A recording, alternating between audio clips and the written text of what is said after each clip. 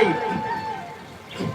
मुझे अपने महादेव की बात याद आ गई। सुनो महाराज, मैं आपको पूरी कहानी बताती हूँ। एक बार भगवान शिव माता सती के जाने पर वियोग में चले गए। बहुत लंबे समय तक भगवान समाधि में बैठ गए। सारे देवता परेशान हो गए। क्यों? क्योंकि जब तक शिव विवाह नहीं करेंगे तो उनको पुत्र नहीं होगा, और जब तक पुत्र नहीं होगा तब तक तारकासुर नामक दैत्य का वध नहीं होगा। देवता चाहते थे कि भगवान शिव का विवाह हो जाए, लेकिन भगवान तब होगा ना भगवान शिव अपनी समाधि से बाहर निकलेंगे। सती मैया के शरीर को त्यागने के बाद भगवान शिव का कहीं मन नहीं लगता था, और आंखें बंद करके लंबे समय के लिए भगवान शिव समाधि में चले गए। उनके आसपास भी कोई नहीं जाता था। तब सब देवताओं ने मंत्रणा करी कि भगवान शिव को उनकी समाधि से कैसे जगाया जाए। तब सब देवताओं ने कामदेव को बुलाया, और कामदेव को बुलाकर कहा कि सुनो कामदेव, तुम देवताओं में अधिपति हो। क्यों? क्योंकि तुम्हारे काम के बाण से प्रत्येक जगत मोहित हो जाता है। जिसके ऊपर काम का प्रभाव पड़ता है, फिर वो धर्म भूल जाता है, पत्नी भूल जाता है, माँ भूल जाता है, बेटा भूल जाता है, बहन भूल जाता है, भाई भूल जाता है। जिसके सिर के ऊपर काम नाचता है वो इंसान फिर कहीं का नहीं रहता।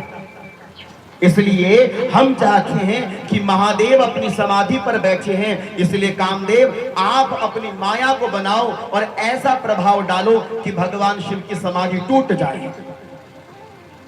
तब कामदेव को गर्व हुआ कि देखो, देवता भी चाहते हैं कि मैं शिव की समाधि को भंग करूं। अपना आप को गर्व धारण कर लिया, मतलब कि मेरे जैसा कोई दूसरा देवता ही नहीं है। इंसान के मूल पतन का कारण इंसान का अहंकार बन जाता है। जब जब इंसान को यह लगता है कि मैं श्रेष्ठ हूं और मेरे जैसा कोई नहीं है, तब तक इंसान की मति भ्रष्ट होती है और इंसान के पतन में देर नहीं लगती। नहीं कोई अस जन्मा जग माही, प्रभुता पाई जाय मत नाही। इस संसार में मेरी मां, अगर तुमने बचना है तो दो चीजों से बचना। अगर बचना चाहती हो तो दो चीजों से बचना। एक, किसी का बुरा करने से बचना, और दूसरा अहंकार करने से बचना। जिस दिन तुम्हारे जीवन में अहंकार और दूसरों के प्रति बुरा सोचने की भावना समाप्त हो जाएगी, मान लीजिए कि भगवान ने सच में आपको संसार में भेजकर कोई गलती नहीं करी है। कोई गलती नहीं करी है आपको भगवान ने संसार में भेजकर, क्योंकि आपने सबसे बड़ी बुराई को त्यागा और दूसरा तुमने अहंकार को त्यागा।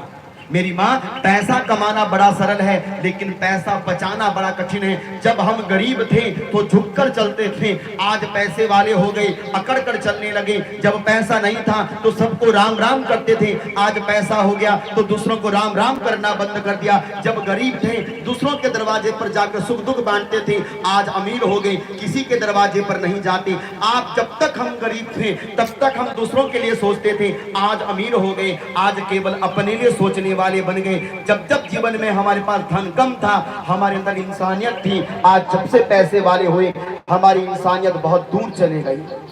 हम इंसानियत से कहीं दूर चले गए। अहंकार इतना जीवन के अंदर बढ़ गया, इंसान को लगता है मैं हूं ना, मेरे पास तो पैसा है, मेरे पास तो घर है, मेरे पास तो कार है, क्या करोगे? जब मौत आती है ना मेरी माँ, और जब मौत गला दबाती है ना, ये सारे नौकर चाकर बाग बगीचे बंगले अटारियां सब भस्म हो जाती हैं।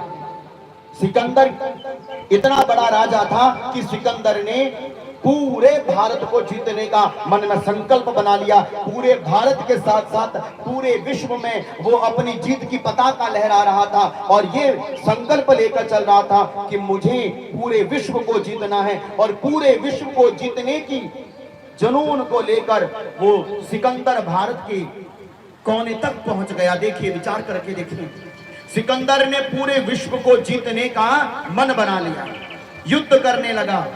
लेकिन एक दिन सिकंदर बीमार पड़ गया, भयंकर बीमार पड़ गया।